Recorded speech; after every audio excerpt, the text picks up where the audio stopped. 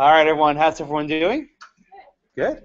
All right. Welcome back. Welcome back, everyone. Have a good weekend? Anything fun? Anything interesting? No?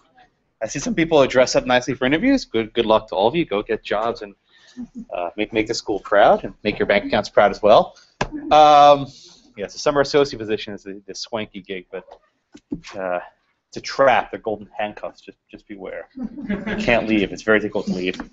Okay, what's in your minds? Any questions? Anything lingering on adverse possession? Anything on your minds? We probably won't come back to this topic except for maybe once we do ESINs, but that's probably it for this semester. I'm passing around the seating chart and the role. Try to be very careful that you draw your name from my perspective, because in the last class, at least 6 people put their names in the wrong places, and I had to like call on the wrong people. So try to get it right the first time, though invariably it never happens. Okay, any questions before we get started? Okay. So today we're going to be starting actually the thing you would think is most property-like, which is actually buying and selling property.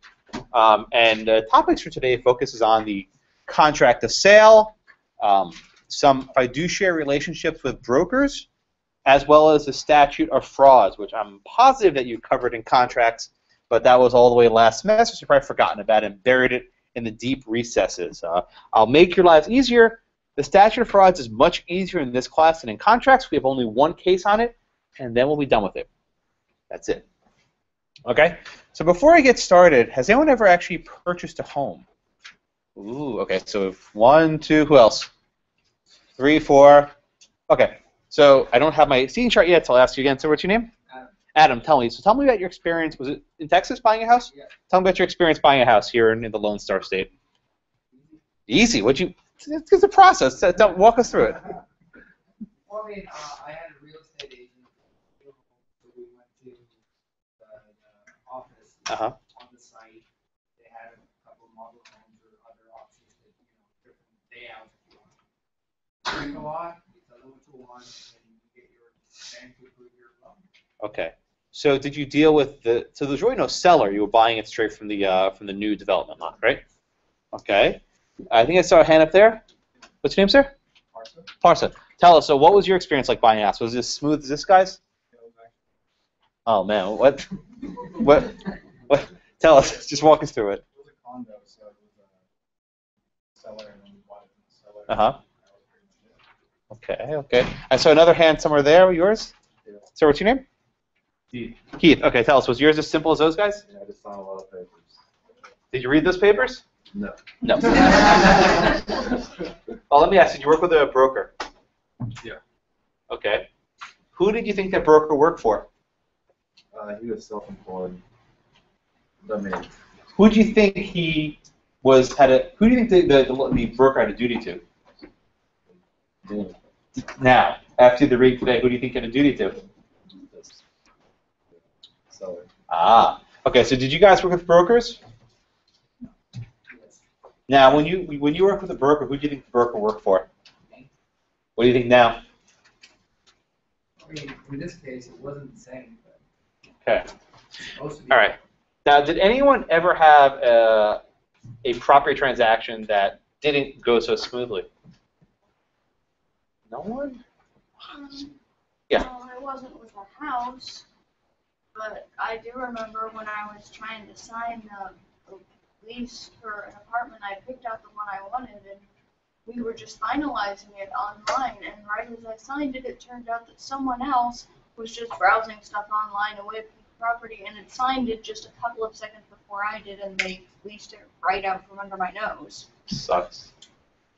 Yeah. Sucks.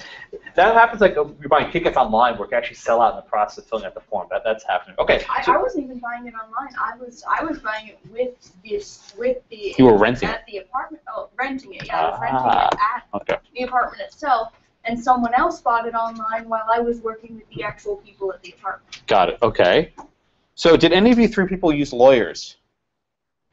So you let the agents do all the paperwork? It was like a title company. Title company. Okay. Well, what's title company? What do they do? Handle the paperwork.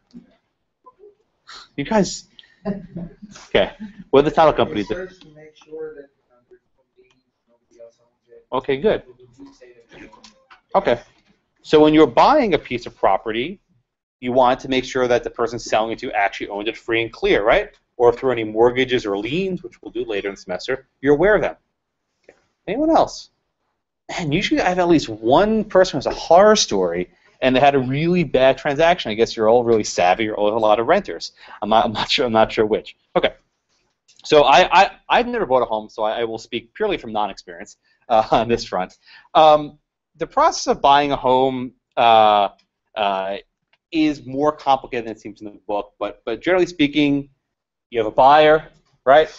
The buyer decides, how much they want to spend, where do they want to buy it.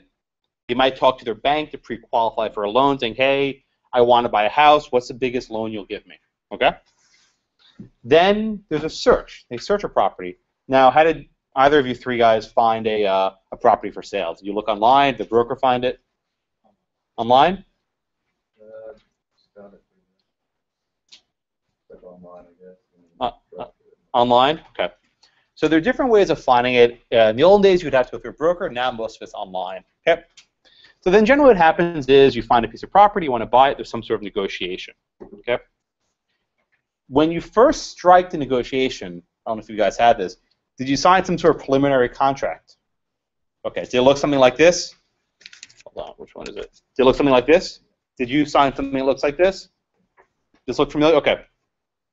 This is the standard Texas Real Estate Commission, or if you want to be called TREC, right? This is the standard Texas Real Estate Commission a contract for usually a 1 to 4 family house. Okay, and we'll go through this in some details later. But the purpose of this document is to explain all the terms, figure out where everyone stands. This is not the final document. That comes much later at closing. We'll get to that in a minute. But this is the initial document that you sign and say, okay, we agree. Okay. Generally speaking, though, there are a lot of steps that come between this initial contract and the final closing. So one of which was mentioned was the title search. Okay, we'll do title searches a lot more in detail, but just say again what the title search is. Basically, to make sure that people who are selling the property actually there's no other liens on it or dispute with the property. Okay, so the same way that all of you have, or hopefully don't have any criminal records. We might have some permanent records in schools or transcripts. Every piece of property has a history. Who owned it now? Who owned it before that person? And how was there a transaction between the two? It's very important that the person who's selling it to you acquired it free and clear from the person before, and before, and before. And you usually have to do a title search maybe 100, 200 years old, depending how old the home is. And the purpose of this is to make sure that you're buying something that the person actually owns. Because you can imagine a circumstance where someone sells a piece of property, they think they own it, but the person before them didn't have proper title. This is actually where adverse possession kicks in if you want to tie it to this class. Often what happens with color of title, remember color of title when you have a bad deed? That happens because the person sold it to you didn't have full clear title. We'll do a title search as much more in detail later. Just keep this in the back of your mind. Okay, so let's assume that you sign this contract. You hire a title search company, they do a full title search, okay? Then you go to the bank, get a mortgage. We'll do mortgages much later this semester. And then you actually go to the closing, right? The closing is where you actually transfer all the documents, you hand over the keys, etc. Okay? So that's a rough overview of the process. All right, any questions? You don't really need to know that too much for this class. It might be useful if you want to actually buy a home. But we're going to focus today a lot more on the elements of the contract. Yep. So the contract itself has a couple key components that you need to have. I'll list some of them. Okay. But one of which is the purchase price. Okay. This is the price that you agreed to pay. It's very important that you list this price clearly because very often parties disagree on what they agreed to pay. Right. This is why the Statute of Frauds is so important because you don't want to have oral contract over price. It's a bad idea. Okay. Part of the purchase price is called an earnest deposit or earnest money. Did you guys deal with this? Earnest deposit, earnest money? Tell us, Adam. Earnest is the basically like a deposit that you start with when you write a contract. You give them it's like the option money to hold the contract for you so that they don't sell it to anybody else. Basically, yeah. So when you strike an agreement to buy someone's house, A lot of stuff has to happen. You have to do a title search. You have to do an inspection. You have to get the bank work. That can take a couple weeks. How long will it take you? Maybe a month almost from start to finish? Well, they were going to build it from scratch. Well, okay. Well, Now it was- how long did it take you till closing when you made your offer? I'm talking to him. Pretty quick. You guys are bad. Usually it takes a few weeks. I don't even have to do like the most expedient land transaction. Usually it takes 3-4 weeks to get to closing. Okay. While that 3-4 weeks is going on, they have to take the house off the market. They can't keep it for sale. So the earnest money is some token, maybe 1-2%, whatever it is, so they can keep their own skin in case you back out. Okay. As well, a second thing that's important is something called a description of the title. I'm sorry, description of the property. Okay. Now I'm not saying, oh, it's a 4-bedroom house with a chimney and a backyard. No, no. I'm talking about the land, the tract. Okay. What are the measurements of the house? Where exactly is it located? Now, remember we did the case with the Howard versus Kunto. Remember where they were by the river and all the houses were 50 feet over where they're supposed to be? Okay, so someone messed up a survey there.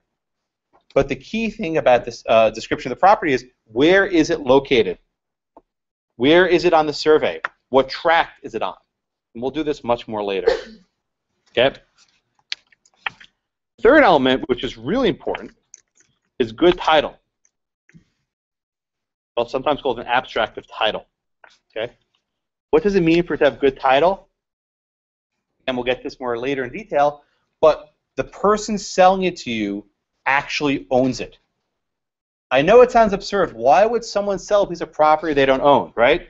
Well, I promise you, every final exam question I ask, there'll be at least one person selling property they don't own. Assume on my exam that there's a crook somewhere, that there's someone committing fraud and selling something they don't own. Okay? So you have to assume that when someone's selling you a property, they don't own it. That's why you have to get good title and actually have a title insurance company who can verify saying, yep, this is good title. And you don't even have to be a crook to sell property you don't own. Like, what if you had a beach house on that started playing where they messed up the survey and you sold your beach house and you're selling someone else's property because your lease actually covers the land 50 feet? Well, yeah. So you're a glass half full type of person. Often it's the case where someone might inadvertently sell the wrong piece of land. Assume in my exam that they're being a bunch of fraudsters. Okay. Or adverse possession if the statute hasn't run yet. I mean, they don't own it yet. Exactly. You Right. might still be able to do the tagging. Yep. I guess. Exactly. So it's not always the case the person selling to you owns it either by mistake or by fraud. Either scenario. Okay. A fourth element that should be in every single title is called a warranty of titles. Okay. And what this means is that sometimes there's certain restrictions on the title. Right? What do I mean by restrictions? Well, for example, maybe you can only use the land in a certain way. Maybe the previous owner reached an agreement saying that you wouldn't have a smokestack on your factory, right? Maybe there's an easement across of it. Maybe there's some other covenant on it. We'll do those later. Okay? A homeowner association, right? Yeah. So say the land you're buying has a homeowner's agreement, which means you have to keep the house painted a certain color. You have to keep the lawn maintained a certain way. I mean, do you have an HOA? Is it very strict? Yeah. Can you explain what do you mean by HOA? What's some of the conditions you have? Well, I mean, it's basically all the new properties here we have an HOA mostly, and we have to abide by their rules. They have a company that runs it, and they elect their officials through the people who resident. And they make your life really difficult. Yeah. So a lot of these private, we're in the Woodlands or something, or where's the house? I was in Austin area. Okay. Very often you'll have these private developments where they have these special rules where they restrict what you can do on your property. You have to pay certain fees for upkeep. You have to have certain shrubbery. You have to have certain colors for your house. You can't fly an American flag. That's actually a big deal. Very often you have these communities that don't let people fly flags, which is usually quite significant. Okay? All right, any questions on that one? Let's see what else. The date of transfer, right? This is what's often called the closing. You generally have to say, okay, we're going to get this done by this day, or else it's not going to happen, right? Because it's not fair to the seller to let this go on forever. The seller wants to be able to get his property closed. The downside to that is if for whatever reason you don't get it done by that day, the entire deal's off. and then often you don't get your earnest money back, right? So if the buyer, drags his feet, he doesn't get his earnest money back. Okay. All right. Any questions on that? There are more, but those are the 5 kind of main elements that you would need to know. Yes, sir. You just say that you don't get it done by that day, then it's off. It's off. I mean, the parties can agree, right? They can agree to extend it, but if the seller says, "All right, I'm out," at that point he can keep the earnest money. So it's usually the incentive of the buyer not to drag his feet too much. Because from the buyer's perspective, maybe he's looking at 2 different properties, right? Maybe he puts on earnest money on 2 of them, hoping that one of them pops and gets a better deal. Okay? Yes, sir, in the back? Oh, no, I was trying to get the roll. Sorry. You were definitely waving at me. Yes, ma'am. So, you said this is the 5 elements of Well, these are some of the 5 elements. Oh. regular transaction, land transaction. For the sales contract. All right, what else? Am I blocking your view?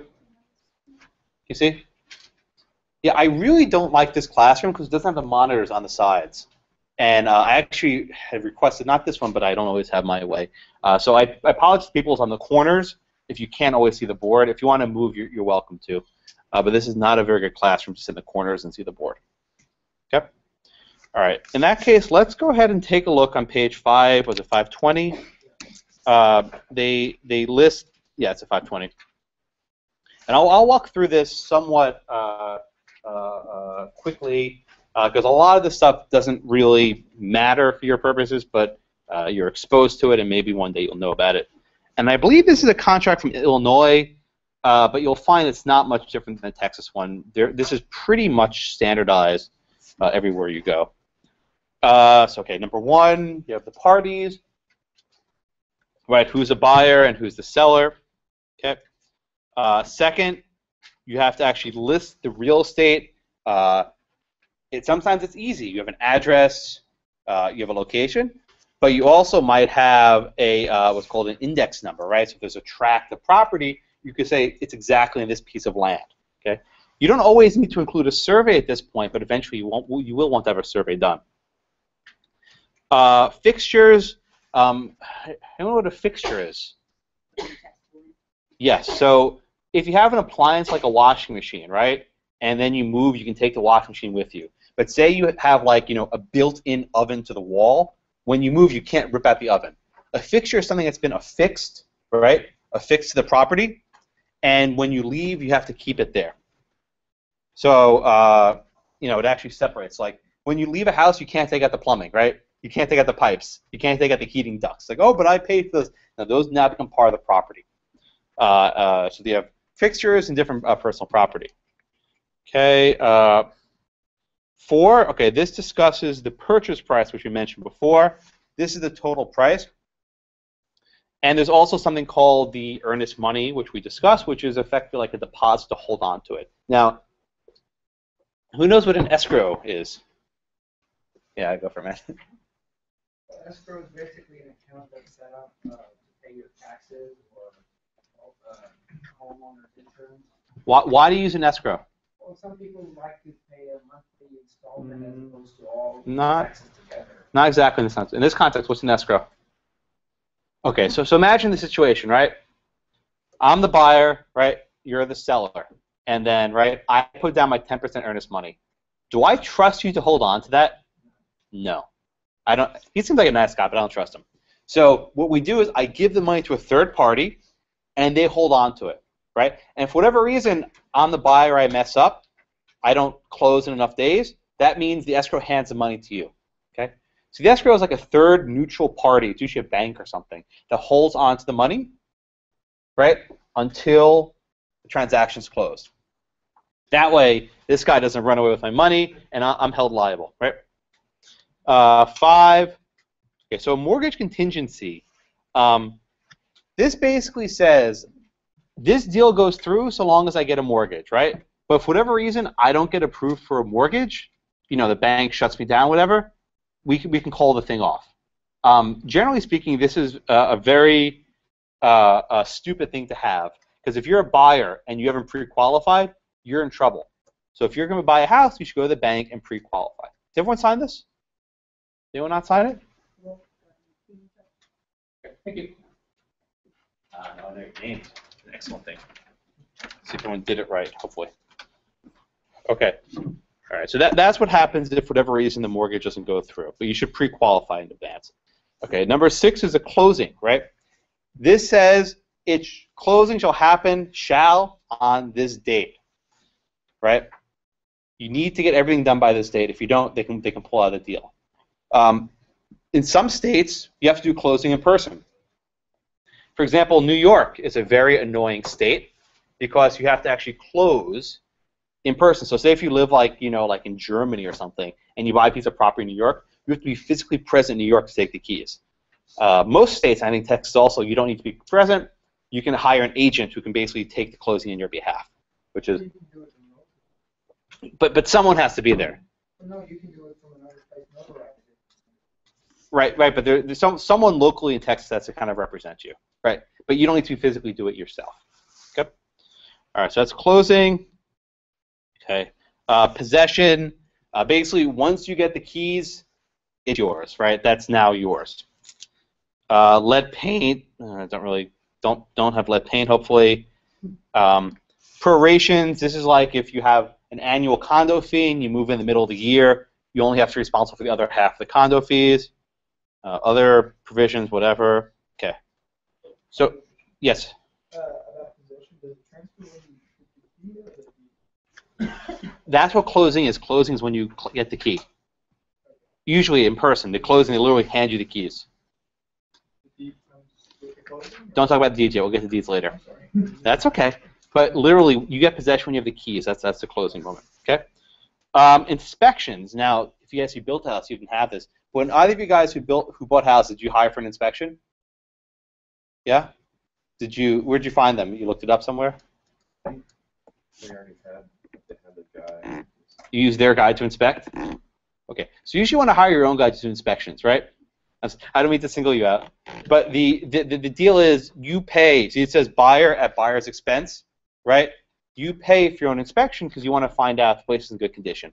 Are there any structural defects? Is the concrete cracked? Are the pipes okay? Are there any leaks, right? These are some things which you can't always tell by looking at it yourself. You need an expert. Is the electrical system okay? Yep.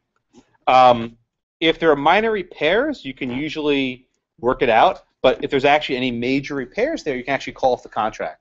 So one of the grounds for voiding this sales contract is to find a substantial flaw. Okay, let's see, you go down. Number 12, of course, you can always have an attorney make changes, but it seems that none of you use attorneys. In certain states, it's actually required by law to use a lawyer. I think Georgia used to be and New Jersey does. A number of states, this is called Lawyer Employment Act, right? To require a lawyer to engage in this just raises the cost of the transaction. Creates lots of work for all of you, but it makes it actually less affordable for people buying homes. Okay? All right, the survey.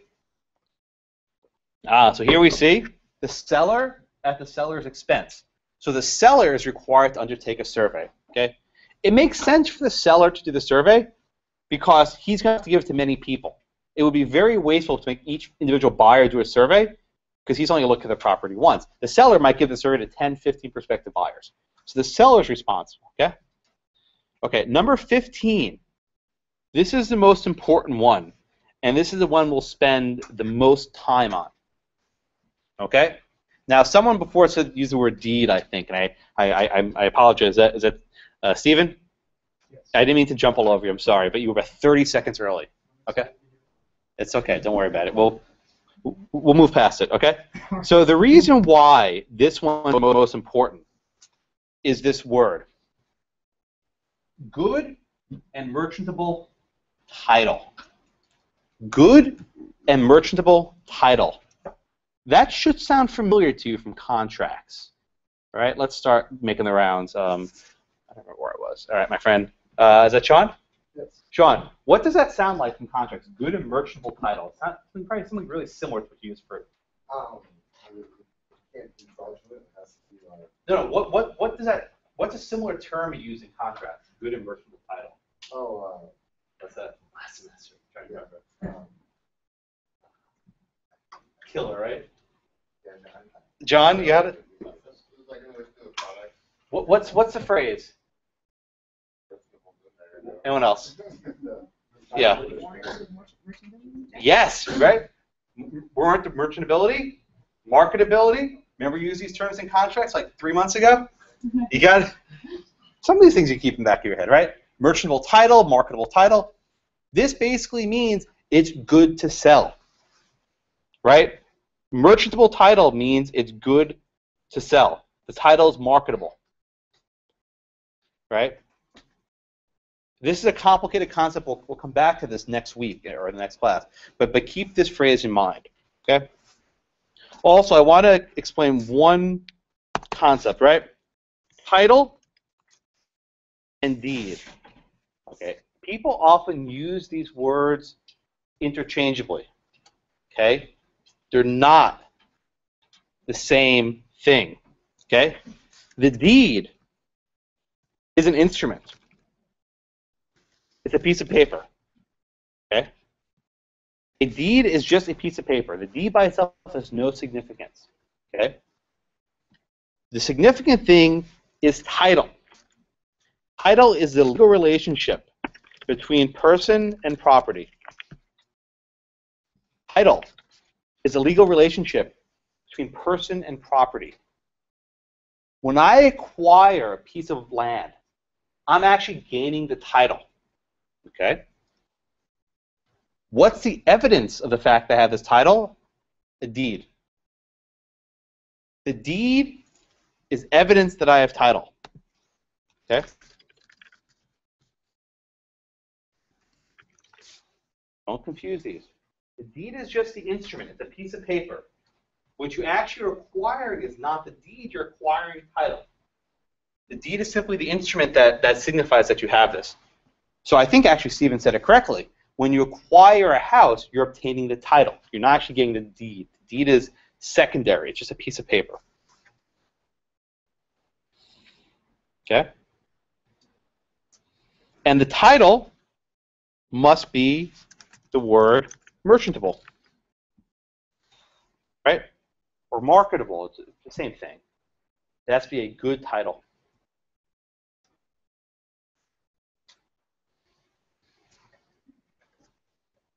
All right, everyone get that? Questions? Anything? Yeah, we'll come back to this. Use the words correctly because people can sniff you out quickly if you use them backwards, right? The title is a legal relation. That means I own it. And this deed is simply an instrument or piece of paper to show evidence of the fact. So when you're doing a title search, you're actually looking through the history to see who owns what when. And you're looking at deeds. Yes, ma'am? The title isn't It's nothing physical. It's a legal relationship. Yeah. Okay. I own my house. I have title to my house. Prove it. Here's a deed.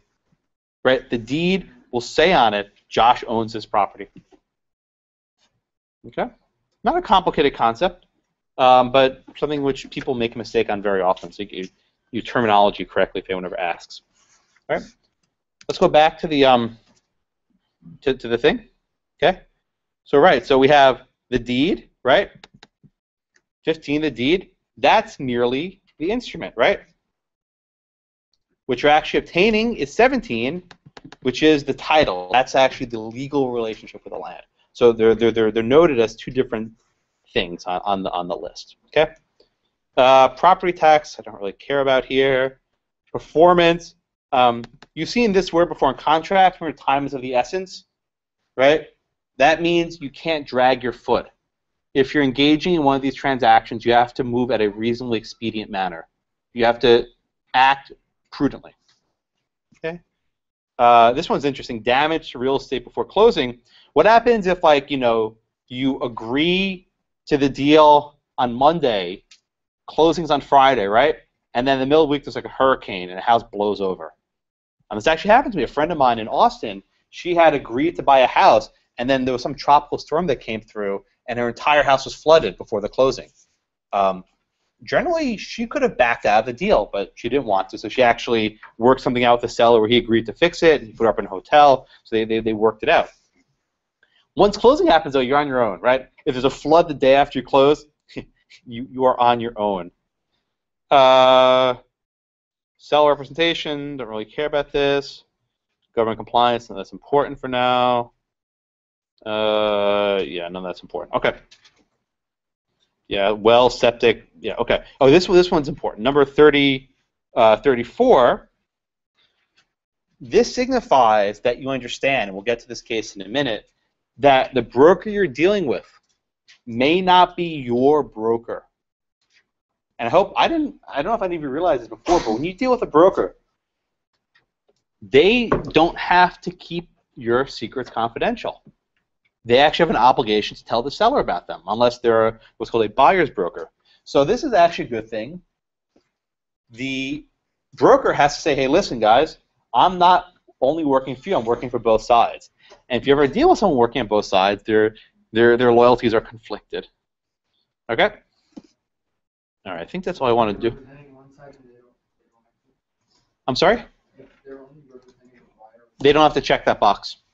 Okay? And I'll show you the Texas contract, and it's virtually identical. I'll run through it much more quickly, but the parties describing the property, the sales price, whatever the earnest money is, discussion of financing, here's the earnest money. You make sure that you're giving a good title. That's number 6. Lots of things which apparently people don't actually read. The condition of the property, number 7. Broker's fees. What's the closing date, number 9. Okay. Prorations. It's basically the same thing. Escrow. Yeah. Okay. This part is actually interesting. Where is it? If you have attorneys involved. Oh, here we go. So the Texas form is actually a little bit more instructive. So it actually explains, okay, what's your broker's name? Are you representing the buyer only or the seller, right? Who are you representing? And this way it's very clear, if you're a broker and you're representing both parties, that you have to let the buyer know about it, right? Are you only representing the seller, or are you representing both parties? So this is a way where if people actually read the form, they would know who the loyalties are actually due to. Okay? Questions? Yes, sir. Must you use this form, or can you use it in another form? Generally speaking, in Texas, you're going to use this form. This is the standard form, which I think all the real estate agents use. And the reason why they use it is that way they know what to deal with, right? Every single broker goes with the same form 20 times a day. They're used to it. They know what to do. There's no surprises. Right. You don't need a lawyer in Texas to do closings, but if you do hire a lawyer, if you go up to the previous page, you actually list the lawyers who are involved. And this is only for a 1 to 4 family residential contract. If you're buying a lot of houses in a complicated transaction, you're not going to use this form. You can use something else, right? But I'm sure you used something that looks like this when you bought your house. Well, I guess their attorneys had drafted it, so it wasn't a standard form, but same. Okay. Yes, sir. If you're working, if the broker is working for both the buyer and the seller, does that ever help with negotiation? Oh, it's terrible for negotiation. So after the, I mean, we'll do the case in a minute, but there's a question. I think it's on page 534. If you want to flip, if there, is that Trey? Yeah. Yeah. Go. There's a question, a problem, page 534. If you want to read out loud, I think that'll answer your question. Where is it? It says, so here's a problem. Right here. Okay. So here's the problem. Suppose it's selling broker B spends several months working with P, who is looking for a residence and a wife to spend for a swimming pool. To guide the search, P tells B that she is unwilling to spend any more than $870,000. B then starts a search for appropriate properties, diligently scanning the MLS listing. B subsequently finds a house with an asking price of $899,000. He falls in love with that house and wants to begin negotiations to buy it as soon as possible. B has never met the listing broker or the owner of the house. Does B have the duty to inform the owner or the listing broker how much P is willing to pay? Okay. So here's the setup, right? You have a broker B who's working with a buyer. Buyer says, I will not spend more than $870,000. That's my limit. But then he finds a house he loves, and it's $899,000, right? So if you were just working with this guy, right, you would keep that close to your vest. Like you would try and get the price down to $870,000, right? But here, does a broker have the obligation to keep that a secret? Can the broker tell the guy selling this $899,000 house what the other person's ceiling is? I know you want to say the answer is no.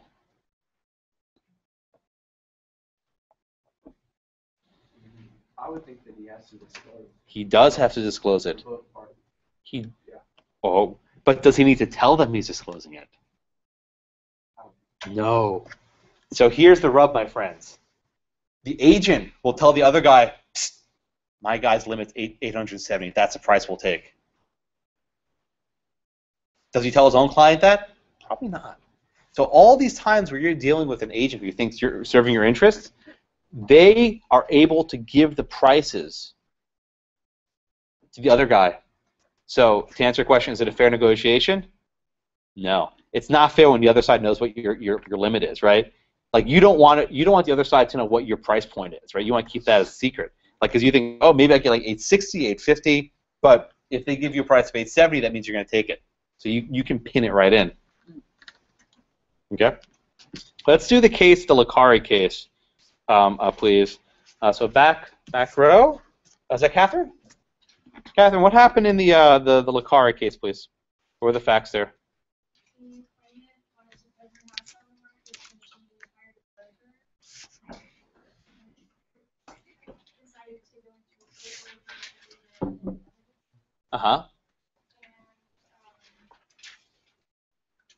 Schwartz sold her house under the market value to the other defendant, and was represented to her what the market value was. Right. And then about 6 days later, Yeah. they sold it to her Yeah. For a higher price. Exactly. Okay, good. Thank you so much. So this takes place in actually Westport, Connecticut, which I looked it up was actually one of the wealthiest areas in the entire country. Martha Stewart lives there, right? So this is a very wealthy place in Connecticut. And as it turns out, there were 6 brothers and sisters who inherited a home from their parents. And the kids didn't really want it. They didn't all want to live there. So they think the best thing to do is try sell it and divide up the money, and then each of the kids can take it. So these are unsophisticated people. So they find a broker, Robert Schwartz, right? And for whatever reason, the Schwartz guy arranged something where there was a 24-hour exclusive period. Is that Alexander? Why would anyone agree to a 24-hour exclusive period? Why would anyone do that? What do the buyers possibly stand to gain from that?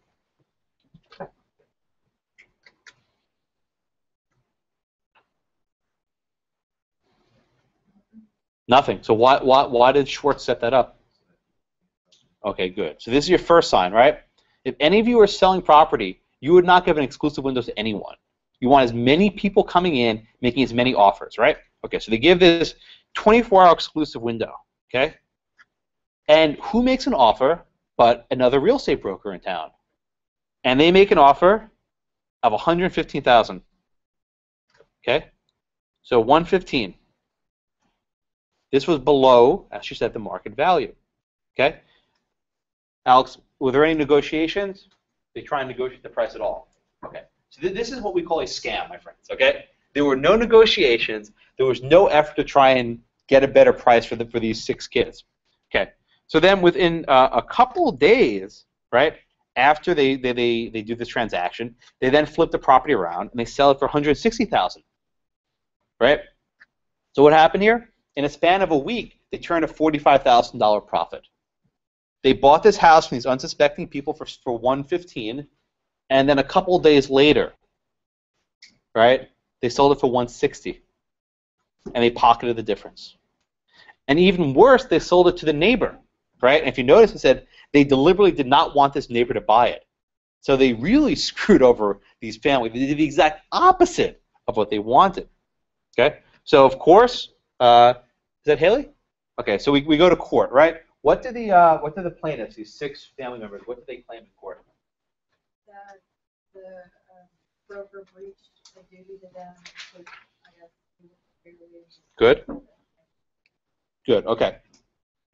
So there were 2 causes of action, right? The first one was they breached the duty by withholding this information and by negotiating with the other people. Okay. And also there's another one that they misrepresented the identities, right? Because the family said we don't want to sell it to these neighbors, and they knew all along that the property would wind up in the neighbor's hands, right? So they said that you were withholding information, you were self-dealing. Do you know what self-dealing is? Is that Aisha? Do you know what that means? Self-dealing. It's an expression lawyers use a lot. You seen that before?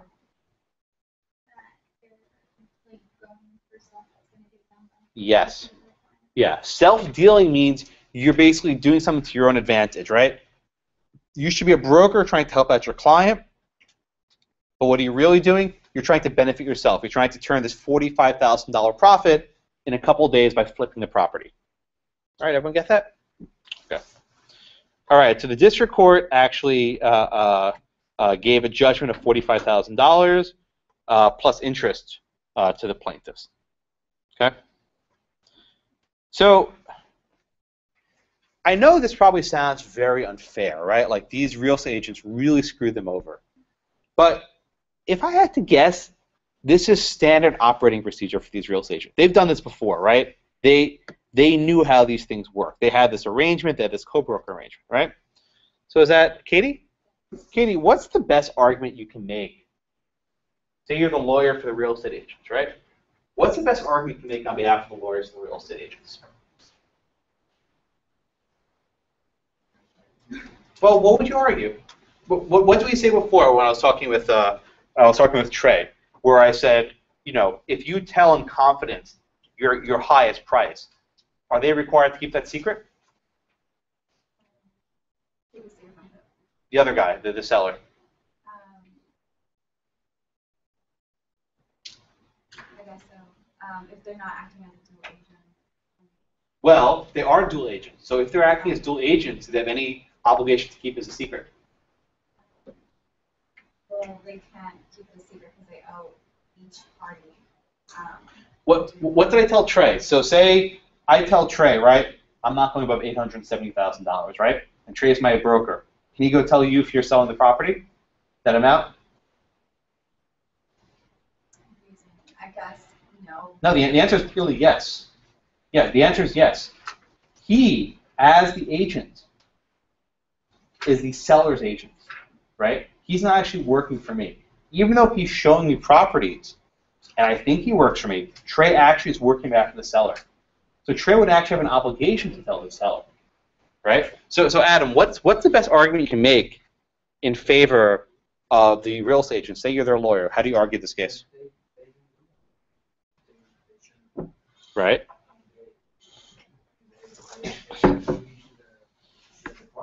Good. So Adam, let me ask you this question. Does the broker have any duty whatsoever to the buyer? Any? I would want to say yes, but apparently that's not the case. Okay. So the answer is yes. They do have a duty. It's called a fiduciary relationship. Okay? The broker owes a fiduciary relationship to the buyer. Okay? Kevin, have you seen this word for fiduciary relationship? What does that mean? Just have to act in control in their best interests. Pretty much. Okay, so if you're a lawyer, right? You have a duty of confidentiality, right? If I tell my lawyer something in confidence, that lawyer will go to jail to defend that. Hope none of you ever wind up in jail for contempt for refusing to disclose a confidence, but it might happen, and I'll go bring you cookies if you do. Okay? It's actually like a badge of honor if a judge throws you in contempt for defending a lawyer, your client's confidence. Like that's when you get pat in the back for. It's like, yeah, I went to jail for my client, and then they let you out after a few minutes or something.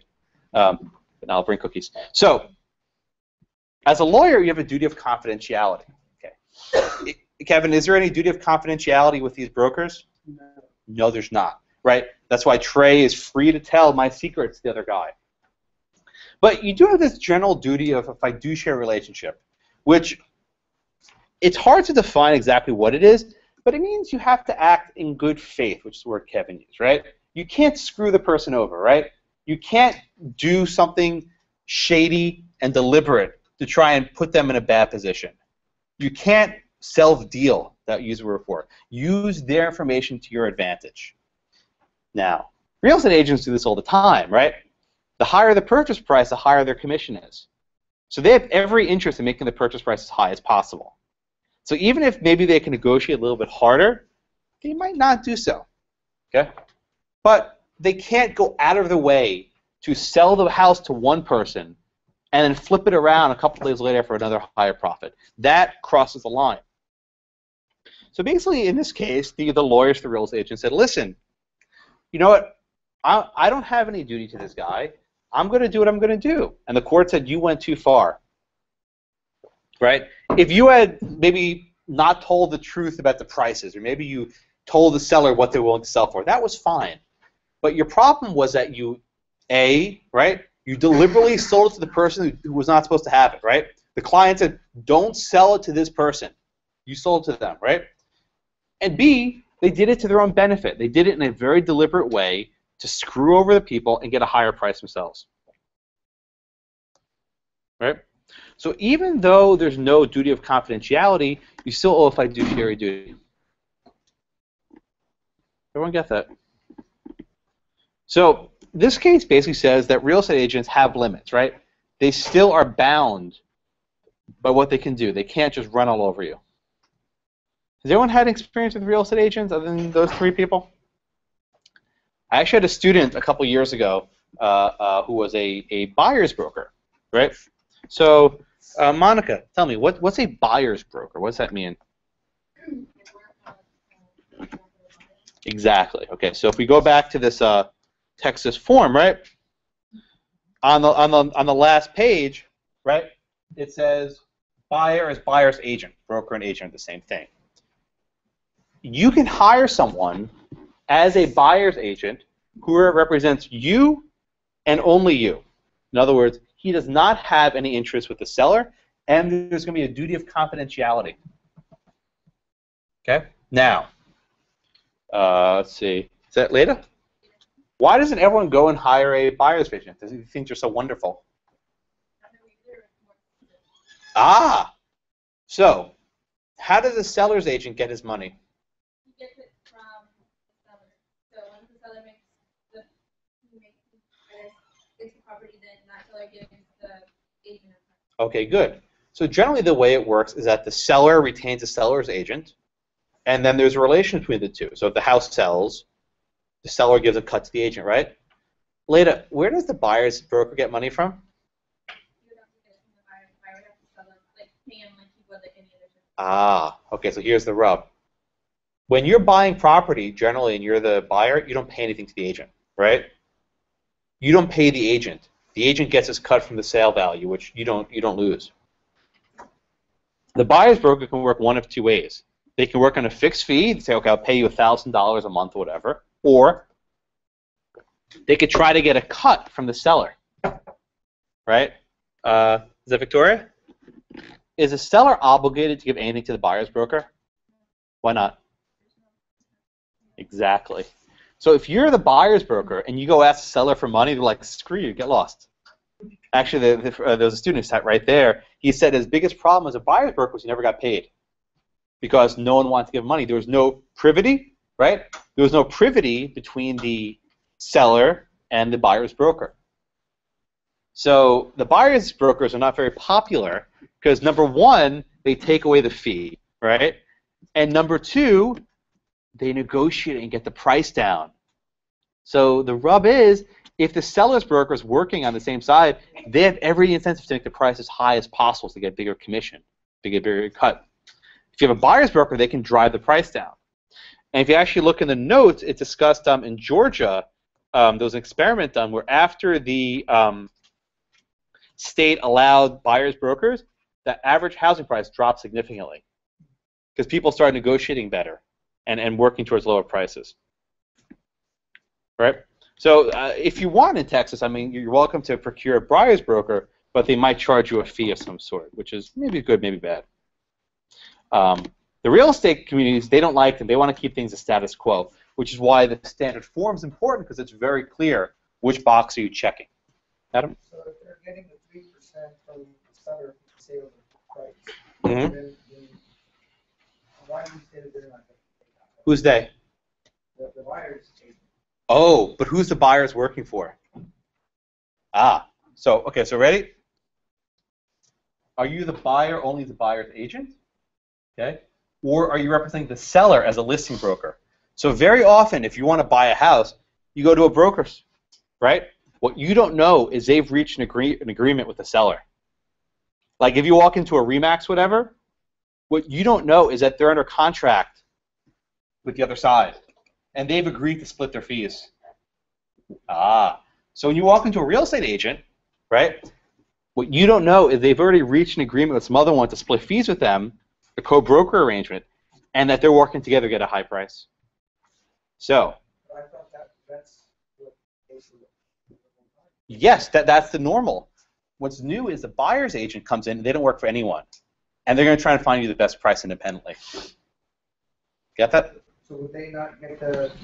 But they won't get a cut because they're not in privity with the seller. Everyone see that? All right, everyone got this? Not overly complicated. Okay. So, yes. If you choose to do the buyer's broker thing, are you generally also seller's broker and you just pick up interested buyers? But it doesn't seem like there's a lot of demand for buyer's broker.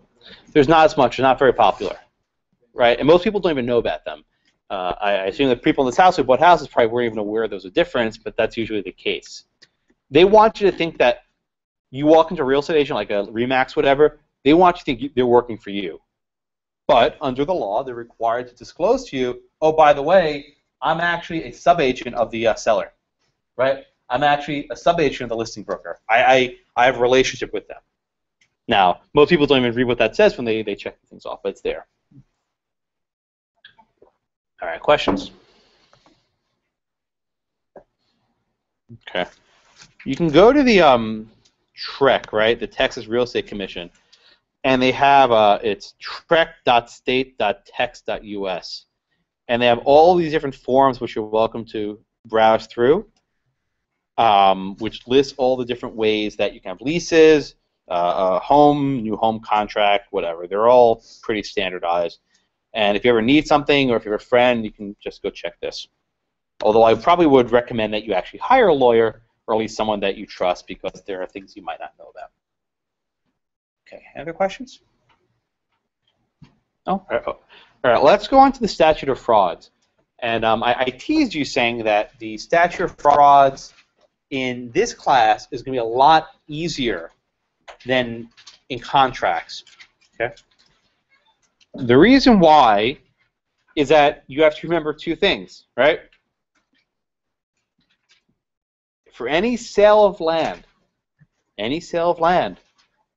has to be something that's signed, right, by the party to be bound. So first it has to be signed, and second it has to be signed by the party to be bound. That's all you have to remember. Okay? All the different wrinkles of the Statute of Frauds and contracts, I don't care about here. You can remember them for later. Okay? And we'll do some cases. So this is actually the Texas Statute of Frauds.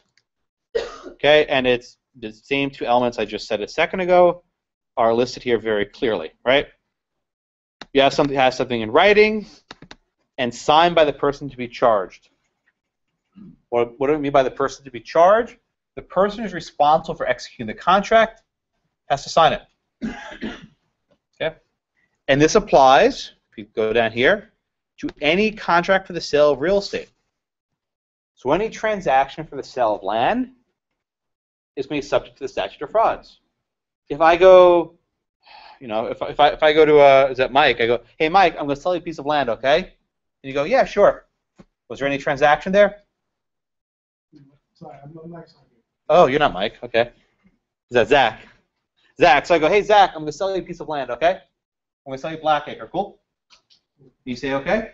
Do you have Blackacre? No, why not? There's not enough terms to the price. What's lacking? Statute of Frauds, right? Easy, piece of cake. You can't have an oral transaction. There needs to be some writing that's signed by me and Zach, right? Now, you don't need to sign this contract, right? You don't need to sign this entire 8-page thing. I can scribble something on a napkin. I'm sure you did that case in contracts, right? Saying that I'm transferring Blackacre to Zach, right? And then we both sign it. And that will probably be good enough to hold up in court, okay? Also, leases for over a year. I'm sure many of you sign leases. If the lease is under a year, in theory, you can have it oral, but virtually everyone will be smart enough to put it in writing. Okay. Also, this might come up later. Any mineral interest for oil or gas, put it in writing. Okay. That's it for statute of frauds, right? The test is actually really easy. It's signed by the party bound. Okay. Now there are a couple exceptions, as always, to the statute of frauds. Okay. Let's see. Parsa, tell me what's partial performance? What's part performance?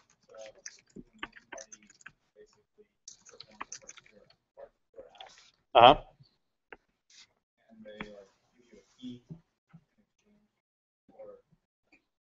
Okay, good. So let's say Parcel. Let's take this example, right? I go to you, hey, do you want to buy Blackacre? You say sure, right? Say yes. Okay, and then you give me money for it, and then I hand you the keys, right? And then you move in, you start living there. Was there any signed writing? Was the statute of frauds strictly complied with? Okay, but what about part performance? Okay, good. So sometimes where the conduct suggests that there was an actual agreement, even when you don't have writing, right? We say that it was part performance. Okay. This is going to be hard to prove, right? But I can imagine where, you know, I gave him the keys, he gave me the money, right? Or let's think of another case. Is that Jordan?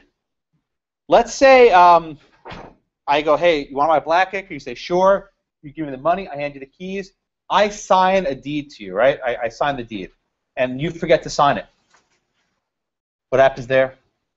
Well, it's not signed by both parties that are bound. So okay. But I gave you the keys, you gave me the money, you start living there. The actions would symbolize the contract. Okay, and that's part performance, right? So it can often happen where the statute of frauds is not strictly complied with, right? Like, say, for example, I don't know, I use a rubber stamp instead of my name or something stupid, right? Okay. The other one, which I'm sure you've done in torts and contracts, is something called estoppel, okay? Is it Andrew? Yeah. What's estoppel? Where unjust injury result. Yes. Yeah. The word estoppel is used all over law. It means fairness, right? Equity. It would be unfair not to enforce this contract. It would be unfair not to let you keep the land. So the example we'll discuss in a couple minutes is where, you know, someone buys a piece of land, they give them money for it, and they sell their own house because they rely on this, and then the other person backs out, right? As a matter of fairness, or what we call reliance interests, you'll let the transaction go through, right? Often it's called detrimental reliance. Remember that in contracts? Detrimental reliance. Remember about that? I hope so. Okay, good. Where someone relies on a promise, that promise is not kept, and then someone suffers an injury as a result. Okay? Everyone get that? Any questions with that? Okay, let's go ahead. We get a little bit early today. We're making good time. All right. Is that Zach? Yes. Zach, what happened in the Hickey case? This screen was advertising to sell a house for $15,000. The Hickeys were going to, they wanted to buy it. Mm-hmm. They put on deposit a $500 check. Okay. Made out with anyone's name. On the back of which they had a clause because they had to check some zone regulations that ended up not applying. Mm-hmm. And they actually went the Hickeys went actually sold their house in reliance to get the money. Good. Okay, good. All right, so here's what happened, right? The facts were agreed upon. So the green old lady owns a, actually, once my parents came to my class and she yelled at me for saying old lady. She's like, don't call her an old lady, it's okay. So my mom was sitting right there. So Mrs. Green, right, came to class, had a house,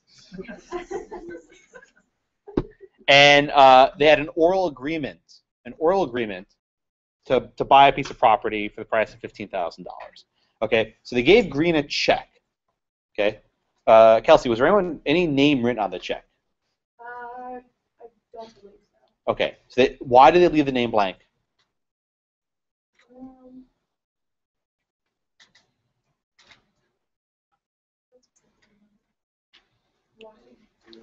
Michelle, do you know why they left the name blank?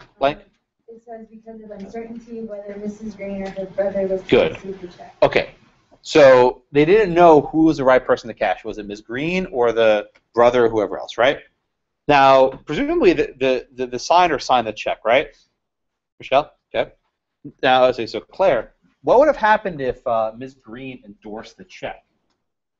I wrote her name. Everyone knows endorsing a check is writing the name on the back of the check. Does anyone here not know how to write a check or know people? Apparently, a lot of young people don't know how to write checks. This is actually a thing. Or address an envelope. So hopefully everyone knows how to do that. I'm serious. I had a friend who's a professor. His son was starting at Virginia Tech. He had to mail a rent check. He didn't know how to do it. He couldn't address the envelope. Couldn't write a check. Don't laugh. This is your future. Okay. Right. So I'm sorry to interrupt you, Claire. So Claire, what would have happened if Ms. Green, signed and endorsed the check in the back? Would that have been enough? It may have shown her intention to go through. Would that have satisfied the statute of frauds? Yeah. Okay, so is it signed, right, by both parties? Yeah. Okay, so I mean, I don't know if you think about this, but an endorsed check is the statute of frauds, right? Because you sign your name on one side, right, and then the person to be bound signs their name on the other side. I mean, you probably never thought about this, but every time you sign a check, you are engaging the statute of frauds. No, I don't care for statute of frauds if there's a description of the property. I don't care about that, no. There's not contracts. Okay? So, it's signed by both people. But that didn't happen here, right? Miss Green was, for whatever reason, being sketchy. If I had to guess, she knew something was up. She knew there might be another offer coming in. So she kind of just put that in a drawer somewhere, put it off to the side. Okay? So another offer came in for $1,000 more. Okay? But in the time after the initial offer was made, right, the Hickeys sold their house. They acted in reliance on the promise, right? They thought they were going to buy this new piece of property, so they sold their house. Okay? So is that Blaine? What happened after the Hickeys sold their house?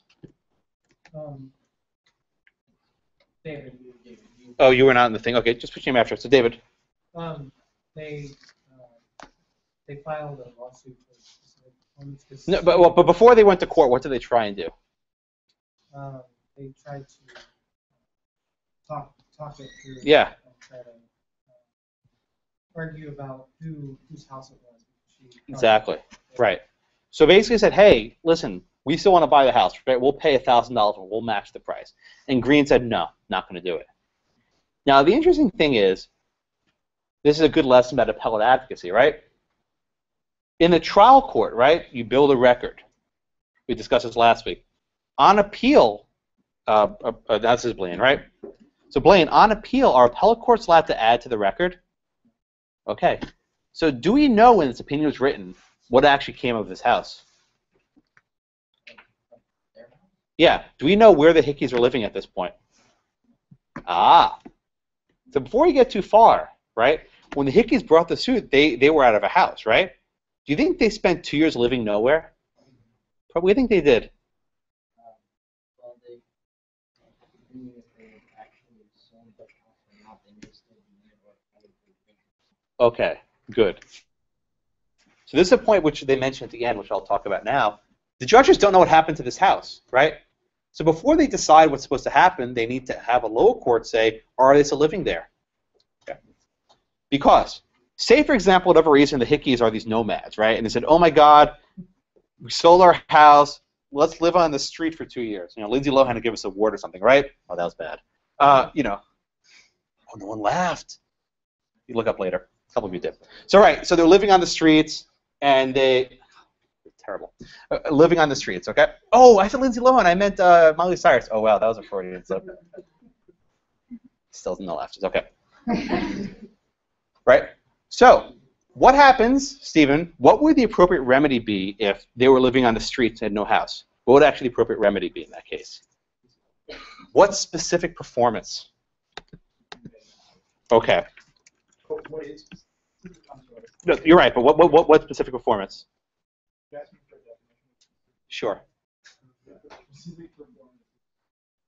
Perform under the contract. Okay. Okay, good. So, yeah, so there are two possible ways of fixing this case with damages, right? One would be damages. In other words, you make them whole, okay? So is that Alex? Yeah. Alex, what would the damages be in this case? How would you make whole? Let's assume they went and bought another house, right? Would be the difference in contractual prices. Good. So say they bought another house for $20,000, right? What would the damages be? Good. So you basically listen. They were willing to pay $16,000, but they spent $20,000 getting a new house, maybe moving costs, whatever. The old Ms. Green will be responsible for paying the difference, right? But Steven said there's another option: specific performance. So Zuge, what would specific performance look like there? They would have to Okay, Ms. Green would have to actually convey the house. Zuge, what happens if someone else is living there? What happens if the second party, they're already living there? What would happen then?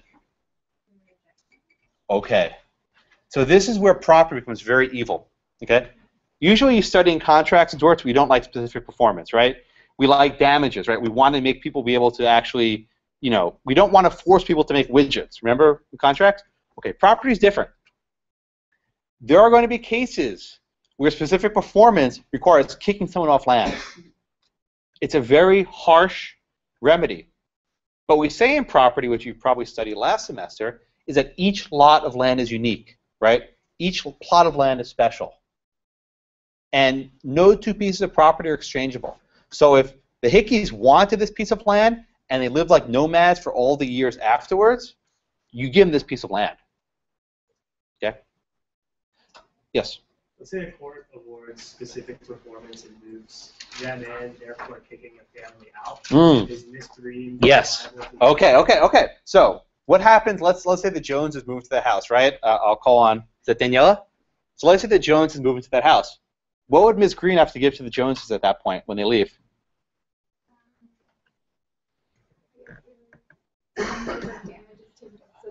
Yes. So, right, so here's what happens, right?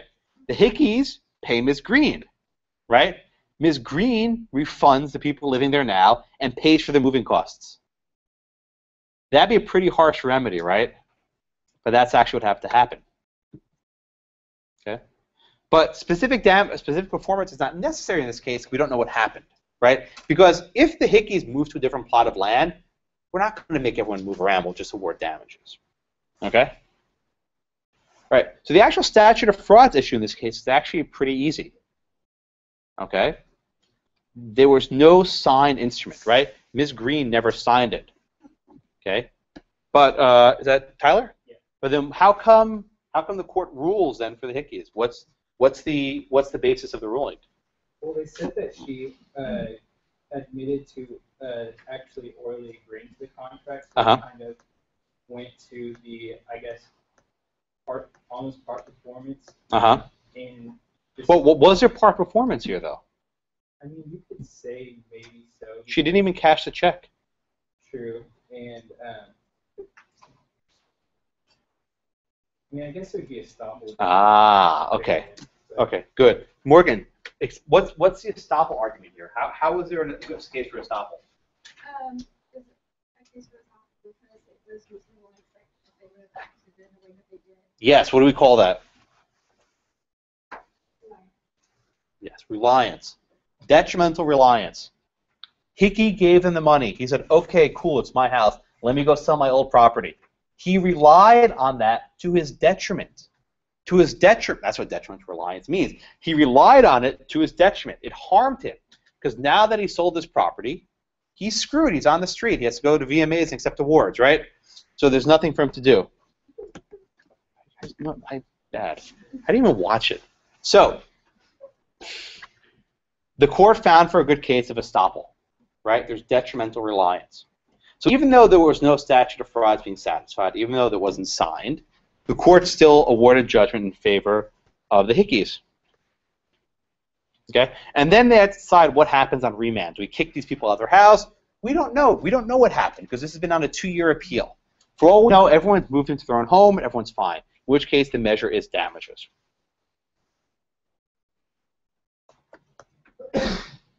Okay. Questions on this case? Yeah? All right, let's take a look at the questions on page, was it 546, right after the case? We'll wrap up with those. Okay. Sumaya, could you please read, it says problem number 1, or actually, yeah, problem number 1, please.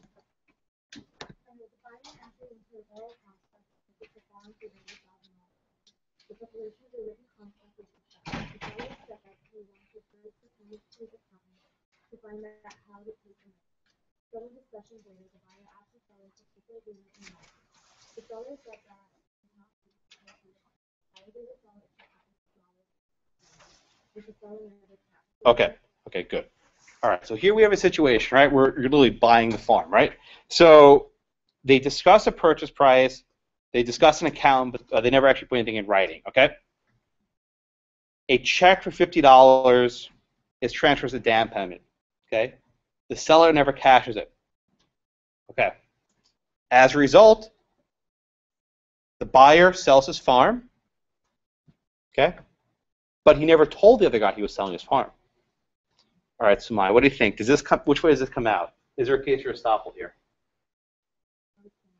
How come?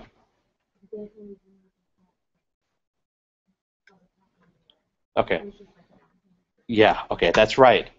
There's no partial performance. The check was never cashed, and the court said there's no estoppel, right? Even though the guy sold his property, he never told the other person he was going to do that. So at worst, we have a crook here, right? We have a guy who's selling property to different people, but it's not enough to get around the statute of frauds. Okay. Is that Ty? Can you read the second graph? Mine is backed out of the oral contract. The court refused to grant specific. Oh no. Question number 2. Next paragraph, please. O, owner of Blackacre, executes and delivers a deed of Blackacre to her daughter A as a gift. The deed is not recorded. Subsequently, O tells A that she would like Blackacre back, and A dutiful daughter, hands the deed back to O and says the land is yours again. O tears up the deed. Okay, all right, so stop right there, right? So there was a recorded transaction, a physical transaction satisfied the statute of frauds, and he gives it to her, right? And then she says, no, what, you never what, give it back to me, and they tear up the deed. Does that have any impact, the oral statement tearing up the deed? How come? No sign, no signature. No Yes. right. Oral communications are not enough to revoke a transfer of property. Remember when I told Zach, hey, Zach, you want Blackacre, right? That's not enough. Same way as like, Zach, give me Blackacre back. Not enough. You need to have something in writing. Okay? Try the second paragraph. Is that Jane? Yeah, read where it says suppose that. So then instead of as above, O executes and delivers the deed to her daughter, conveying Blackacre to O and A as joint tenant. The deed is not recorded. Subsequently, A tells O she would like her son B to have her interest, and O agrees. To save the recording tax on 2 deeds, A white outs her name on the deed and replaces it with B and A. This deed is then recorded. O dies, who owns Blackacre. Okay. So don't be cheap on recording stuff, okay? We'll do recording later. Jane, do you think the whiteout is sufficient? No, after that comment. Oh, I ruined it, right? but well, think about it. Is there actually signatures there? When you white out a name, and then she wrote it herself, who signed it? Okay. not the party to be bound. So what happened? A whites her name out, and she writes in B's name. Who'd have to write in B's name?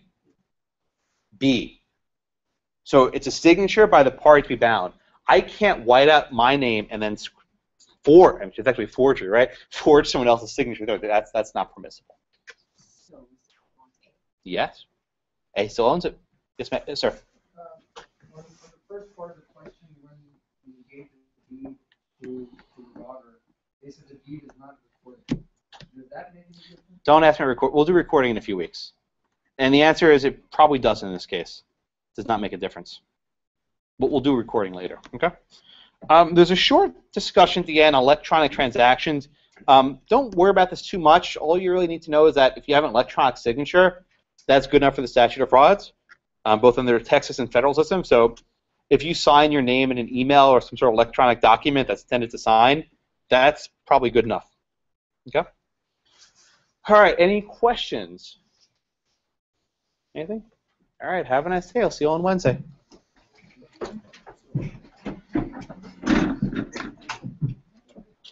And if you have the